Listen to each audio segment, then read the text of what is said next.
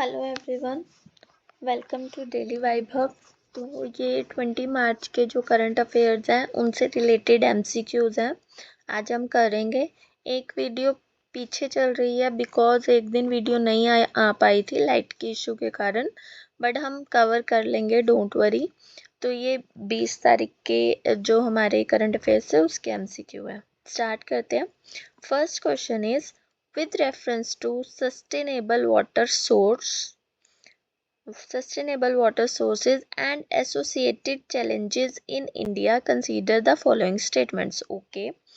Managed aquifer recharge MAR is primarily aimed at enhancing groundwater quality rather than groundwater quantity.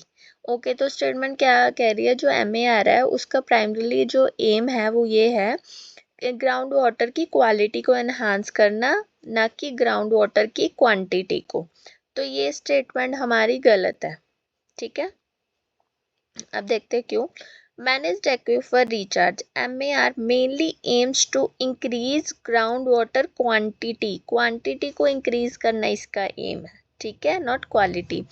And restore aquifer levels though it may indirectly improve quality through dilution.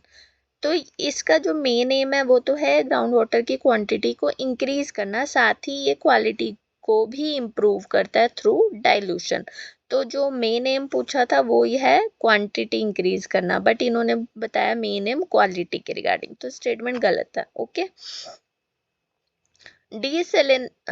Desalination plants are considered climate resilient water sources but are associated with high energy intensity and brine disposal concerns. Okay, brine का मतलब होता है कि जो बहुत ज़्यादा salty water होता है। ठीक है, very salty। ओके, तो ये स्टेटमेंट हमारी सही है। देखते हैं।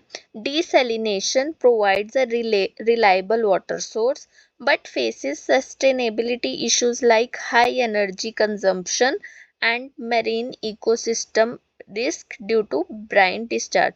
तो जो डिसैलिनेशन है, डिसैलिनेशन मतलब कि जो सॉल्टी वाटर है उसको वो करना, उसमें से नमक कम करना या हटाना पूरा।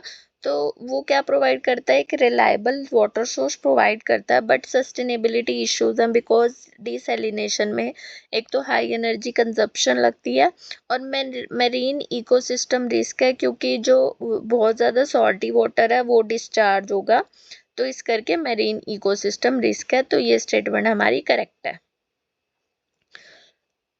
Treated wastewater reuse can reduce freshwater stress but requires advanced treatment to remove emerging contaminants such as pharmaceuticals and microplastics. तो ये स्टेटमेंट भी हमारी करेक्ट है। देखते हैं। जो वेस्ट वाटर रीयूज जो है एक ही सस्टेनेबल स्ट्रेटेजी है, but safe reuse requires advance treatment technology. तो जो वेस्ट वाटर यूज है वो सस्टेनेबल स्ट्रेटेजी तो है, बट उसके लिए क्या ज़रूरी है, एक एडवांस ट्रीटमेंट टेक्नोलॉजी की ज़रूरत है टू रिमूव एमर्जिंग पोल्यूटेंट को रिमूव करने के लिए। लाइक पोल्यूटेंट कौन कौन से, लाइक फार्मास्यूटिकल रेजिड्यूज, माइक्रोप्लास्टिक्स और एंडोक्राइन डिस्ट्रप्टर्स। ठीक है, तो ये दोनों स्टेटमेंट्स हमारी करेक्ट है, बाकी फर्स्ट हमारी इनकरेक्ट है। तो answer is A, 2 and 3 only. Next question. With reference to the India Bioeconomy Report IBER 2026, consider the following statements. Okay, India's bioeconomy has grown from about $10 billion in 2014 to over $165 billion by the mid 2020s. तो ये statement हमारी correct है। India's bioeconomy expanded rapidly from 10 billion in 2014 to over $165 billion in recent years, reflecting strong biotechnology-led growth. तो bio economy है जो वो बहुत ज़्यादा ग्रोथ हुई है 14 से अब तक। ठीक है, next. The bio industrial segment constitute the largest share of India's bio economy among all sectors, ये भी करेक्ट है। जो bio industrial sector like include biofuels and industrial biotech products hold the largest share of India's bio economy. तो क्या है, वो largest share hold करता है bio industrial sector. The India bio economy report is published by BIRAC, biotechnology industry research assistance council. ये correct है। जो Indian bio economy report है वो कौन रिलीज करता है, बायरेक। तो ये स्टेटमेंट भी करेक्ट है। Answer is D, all are correct. Next question. With reference to Project Insight initiative in India, consider the following statement. It is an initiative of the Income Tax Department aimed at improving tax compliance through data analytics. Statement सही है। जो Project Insight initiative है is launched by Income Tax Department under Central Board of Direct Taxes. किसने launch किया, income tax department ने। किसके under, central board of direct taxes के under. To strengthen tax administration, tax administration को strengthen करने के लिए। तो ये स्टेटमेंट करेक्ट है। It uses advance technologies such as data mining and artificial intelligence to identify tax evasion. तो ये क्या करता है, एडवांस टेक्नोलॉजीज यूज करता है, like artificial intelligence and data mining. तो जो टैक्स चोरी है उसको आइडेंटिफाई करने के लिए। तो ये भी हमारी स्टेटमेंट करेक्ट है। It uses big data analytics, AI and data mining to detect suspicious financial transactions and improve voluntary compliance. तो ये आजकल डिजिटल चीज़ों का यूज हो रहा है, एआई का यूज हो रहा है टैक्स इवेजन को पकड़ने के लिए। ठीक है, ये करेक्ट है। Project is implemented by RBI. तो ये स्टेटमेंट हमारी गलत है। It is not implemented by RBI, hence statement 3 is incorrect. Answer is first and second only. Next question. With reference to relief, resilient and logistics intervention for export facilitation initiative, consider the following statements. Okay, it is an initiative aimed at strengthening India's export supply chains against disruptions caused by global crisis and logistical bottlenecks. Statement बिल्कुल सही है। इस initiative का क्या M है कि जो हमारी इंडिया की एक्सपोर्ट सप्लाई चेन है उसको स्ट्रेंथन करना, ताकि कोई डिस्ट्रप्शन ना हो बिकॉज ऑफ जो कि ग्लोबल क्राइसिस चलता है, लाइक वॉर लाइक सिचुएशन हो जाती है, तो उनके दौरान कोई डिस्ट्रप्शन ना हो। तो relief, resilient and logistic intervention for export facilitation is designed to enhance export resilience, improves logistic coordination and reduce supply chain disruption affecting trade. ठीक है, तो ये स्टेटमेंट हमारी सही है। The program focuses on improving multi-modal logistics efficiency and reducing turnaround time at ports. बिल्कुल सही है ये स्टेटमेंट भी। तो ये किस चीज़ पर फोकस करता है initiative, focus on logistic efficiency, port operation सही होने चाहिए, एक्सपोर्ट फैसिलिटेशन, और सिर्फ एग्रीकल्चर तक लिमिट नहीं है मतलब ये इनिशिएटिव, तो ये सब चीज़ों को भी करता है। Second is also correct. It is implemented by Ministry of Agriculture and Farmers Welfare to promote agriculture exports only. नहीं, ये स्टेटमेंट गलत है, सिर्फ एग्रीकल्चर एक्सपोर्ट्स के लिए नहीं है। Statement 3 is incorrect as it is not exclusively implemented by Ministry of Agriculture nor restricted to agriculture exports. ना तो सिर्फ ministry of agriculture and farmer welfare ने इम्प्लीमेंट किया इसे, और ना ही सिर्फ एग्रीकल्चर एक्सपोर्ट तक ये इनिशिएटिव सीमित है। तो third statement is incorrect. Answer is first and two only. Next question. With reference to the Joint Parliamentary Committee in India, consider the following statements. A joint parliamentary committee can be constituted by a motion passed in one house of parliament and agreed to by the other house. Correct है, बिल्कुल correct है। तो joint parliamentary committee is formed through a motion adopted by one house and concurred by the other, or sometimes by a joint resolution. तो एक house में motion pass हुआ और दूसरे ने एग्री कर दिया, इस तरीके से जो है जॉइंट पार्लियामेंट्री कमेटी कॉन्स्टिट्यूट हो जाती है और जॉइंट रेजोल्यूशन के द्वारा भी इसे कॉन्स्टिट्यूट किया जा सकता है। ठीक है। Chairman of JPC is always appointed from Rajya Sabha, नहीं, ये स्टेटमेंट गलत है। The chairman is not always from the Rajya Sabha, usually the presiding officer of the house where the motion originates, जहाँ पे motion originate होता है उस house का जो presiding officer होता है वो अपॉइंट करता है चेयरपर्सन। ठीक है।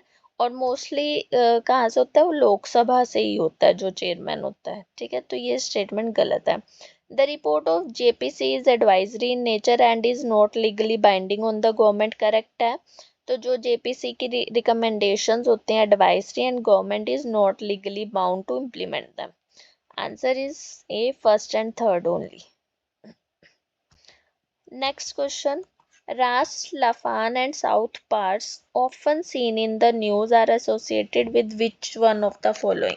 Major liquefied natural gas and natural gas production regions in the Persian Gulf, important international shipping canals connecting Europe and Asia, nuclear power generation facilities in West Asia, offshore wind energy projects in the Mediterranean Sea. No, first one is correct. Major liquefied natural gas and natural gas production regions in the Persian Gulf, Ras Laffan and South Pars इससे associated है। Ras Laffan, Qatar, is one of the world's largest LNG processing and export hub। जो रास लफान है Qatar में one of the world's largest LNG processing और export hub है। South Pars is a massive natural gas field, natural gas field है shared by, कौन कौन share करता है, Iran and Qatar, called north field in Qatar, जिसे north field in Qatar भी बोला जाता है। Both are key centers of global natural gas production and export in the Persian Gulf region. ठीक है, तो A is the answer. Next question. With reference to the floating lidar buoy system recently seen in news, consider the following statements. It is used for measuring offshore wind resources by assessing wind speed, direction and atmospheric conditions over the sea. Correct है। जो floating lidar buoy system uses lidar, light detection and ranging technology। जो floating lidar buoy system है वो क्या use करता है, lidar technology mounted on floating buoys to measure offshore wind characteristics। Offshore wind characteristics को major करता है, such as wind की स्पीड क्या है, डायरेक्शन क्या है और टर्बुलेंस वगैरह, ये सब मेजर करता है। The system uses laser based remote sensing technology mounted on floating platforms. Correct है। It supports offshore wind energy assessment and site selection. ठीक है। Next, it is primarily deployed for underwater mineral exploration on the ocean floor. नहीं, ये गलत है। पहले ही बता दिया फर्स्ट स्टेटमेंट की में कि विंड की स्पीड वगैरह को डिटेक्ट करना, असेस करना, डायरेक्शन, इस सब के लिए, तो अंडर वाटर मिनरल एक्सप्लोरेशन का तो कोई मतलब ही नहीं है। It is not use for underwater mineral exploration, so third statement is incorrect. Answer is first and second only. Eighth question. The United Nations Commission on the Status of Women is primarily concerned with which one of the following?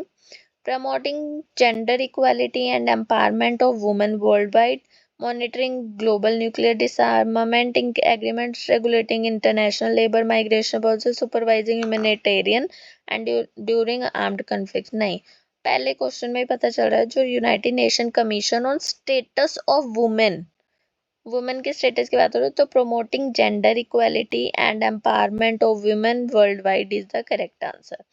UN Commission on the Status of Women is a functional commission of the UN Economic and Social Council। तो जो ये है CSW is a functional commission of the ECOSOC। It works to promote gender equality, women's rights and empowerment and reviews global progress on women related issues। ठीक है। Last question आज का। With reference to Malawi, consider the following statements. It is a landlocked country located in southeastern Africa. Correct है. Malawi जो है landlocked country है in south eastern Africa. Lake Malawi forms a significant part of its eastern boundary. Correct है. Lake Malawi, one of Africa's great lakes, lies along much of its eastern border. The country shares a coastline with the Atlantic Ocean. No, अभी पहले तो बताया landlocked country है. Since it has no sea coastline, so statement 3 is incorrect. Answer is first and second only. तो आज का हमारे complete हो गया. ये आज के हमारे 20th के जो हमारे करंट अफेयर्स हैं उनसे रिलेटेड MCQs कंप्लीट हो गया. अब हमारे 21, 21 और 23 के ही रहते हैं. ठीक है, 2 दिन के कवर हो जाएंगे, डोंट वरी. सो इसको ज़रूर प्लीज़ आप रेफ़र कीजिएगा वीडियो को. करंट अफेयर्स अच्छे से प्रिपेयर हो जाएंगे, आपके MCQ प्रैक्टिस हो जाएगी. ठीक है, आप इसको ज़रूर देखना, और कुछ नोट्स वगैरह बनाने हो तो साथ में आप बना सकते हो. ठीक है, थैंक यू सो मच.